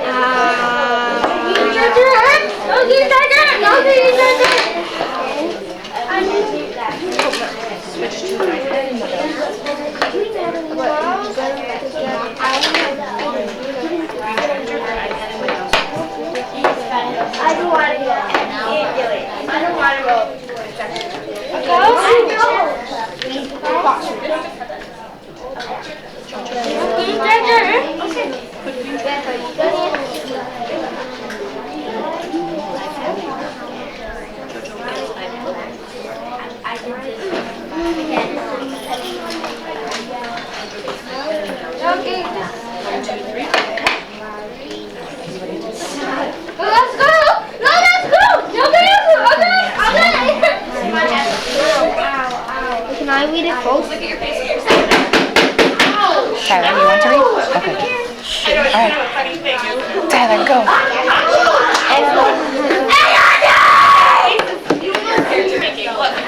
Read with lots of expression. Are you ready?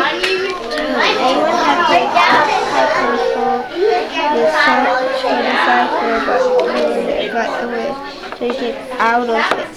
You try to coins that are good at those things, but you don't forget it. Stuck this in because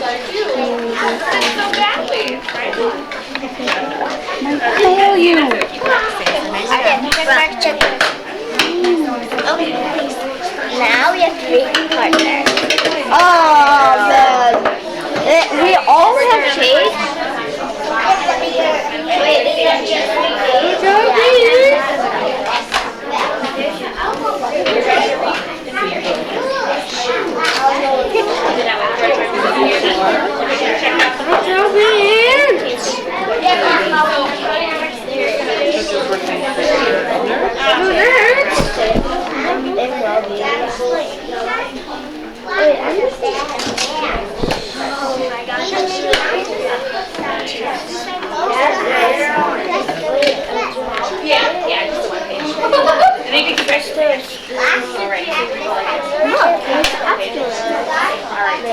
Everyone knows that, Annabert says, but I would rather be a desk fairy and look in desks than be a tooth fairy and look in mouths and touch other people's dirty teeth. Come on, that would be. Sing already. Get my time.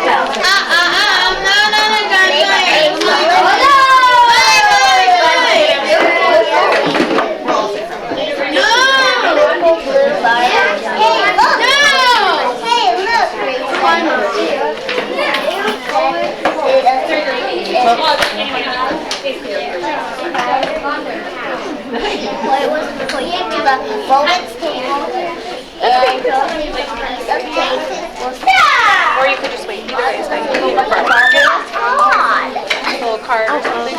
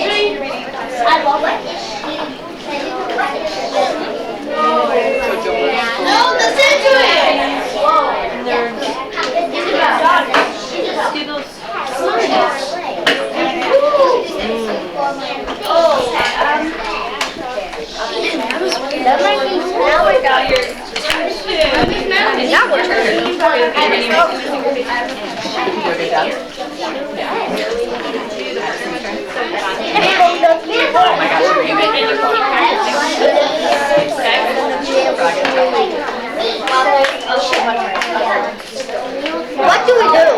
We can keep track of the Friday reading. Okay. I want to go to the theater.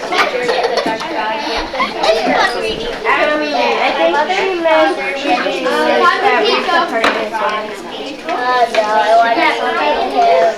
I don't know him. It's a flag for him. Okay, who knows? It was the old dark eye. I want to read to the phone. I am a phone. Okay,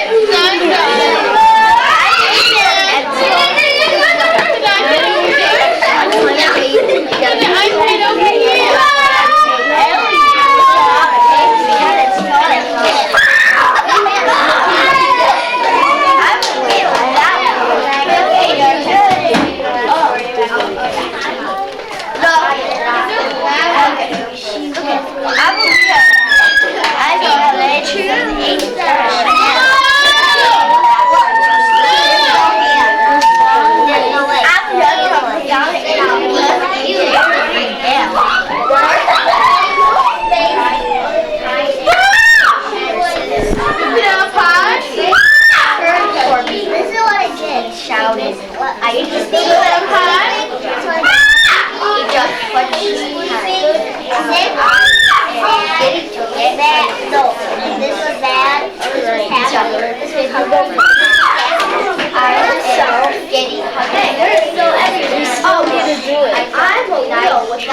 So would I am very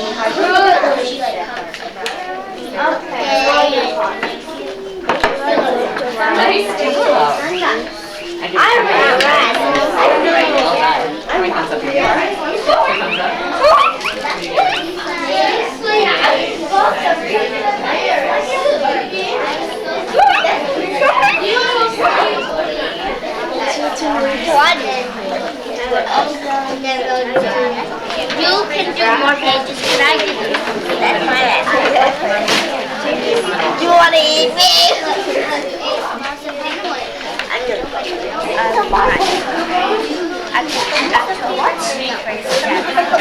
Well,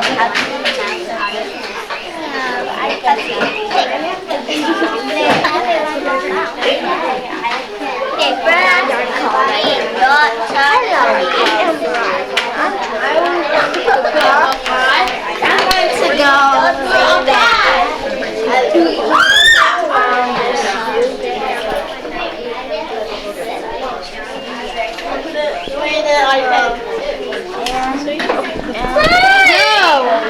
stay in my girl's room. No. No, stay in the girl's room.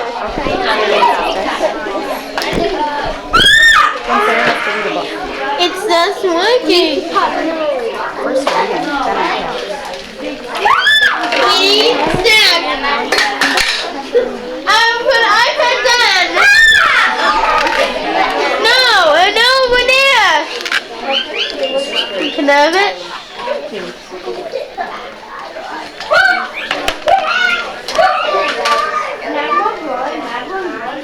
So ready? This is me. It's time for reading. Little monkeys. Are you done? Time to put on. I got it right. Okay. So we do red, and then snack. And snack. Ready? And then library. Ready? And then library. No.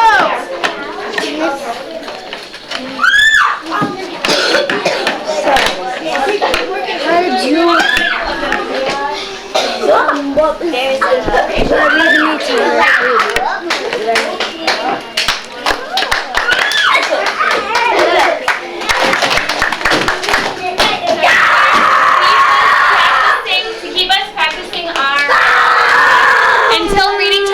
Just keep going through the cycle. So once you've read to self, practice the page in the mirror, turn and read to a partner, start the cycle all back over again. Read to self, practice the page in the mirror, and turn and read to partner. Okay, sound good? We will be on the We will be on. We will be on.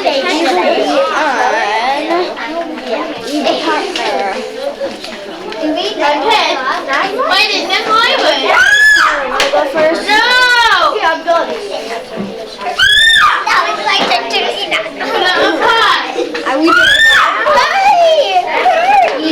Let them read it. Can you read it?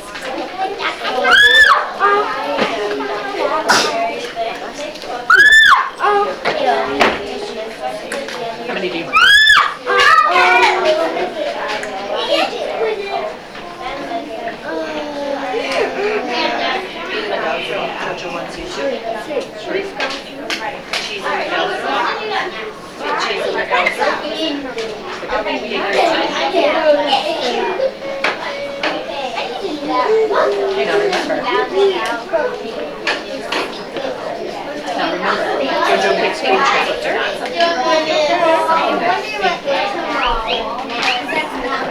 Find a character. That's this. 10, 9, 8, 7, 6, 5, 4, 3, 2, 1, 0! No! And I pets are done over here. Good job. It's done most of the day.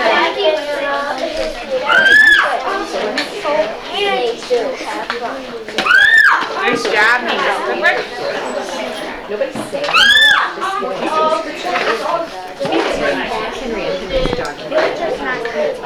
you too.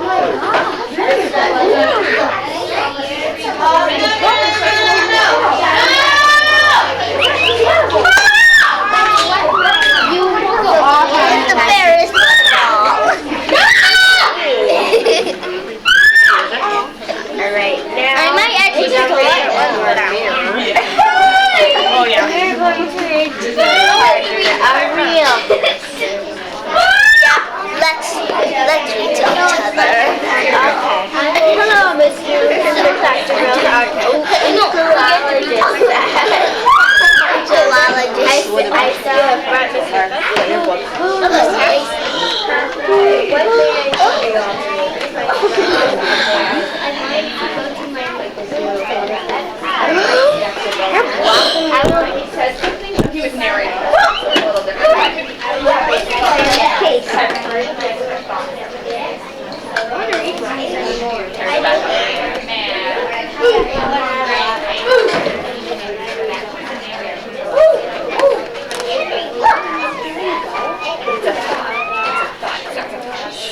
Ring around the rosy.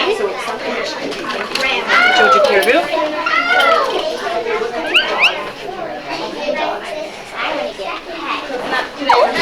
Ring around the rosy. Give the rosy ashes, ashes. Yeah, fall down. Good job. Again. Or put away.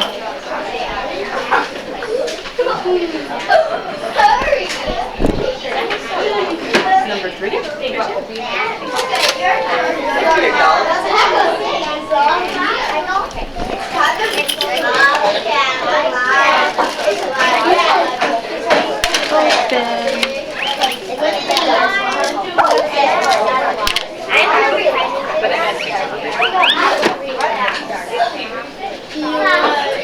Jojo Matchdog.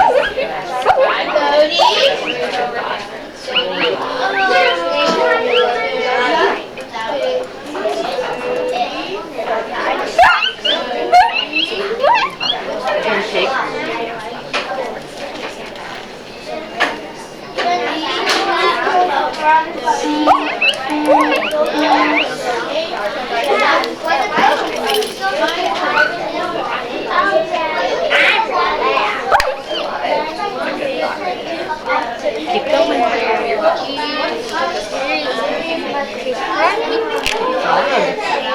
Here's Frog. Good job.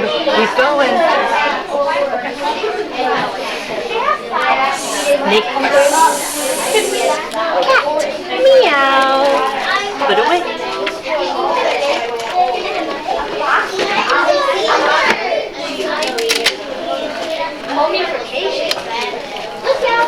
Time for iPad. Here we get iPad. Good job, Jojo.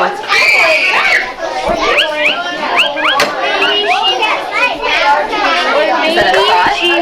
Maybe a thought could be something.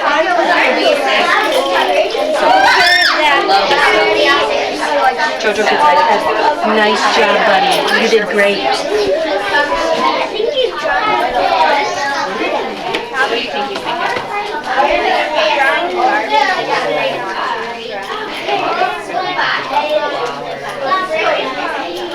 play YouTube Kids. Search for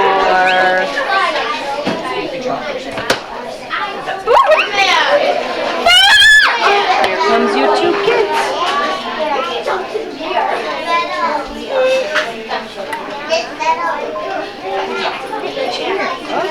Nick Jr.?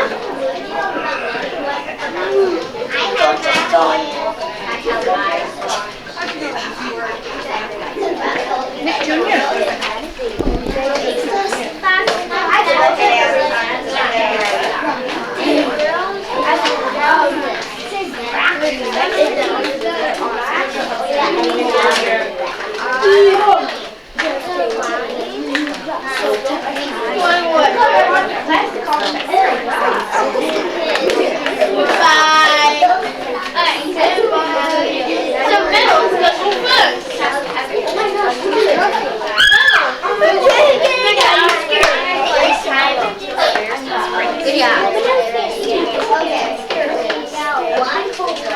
Good job.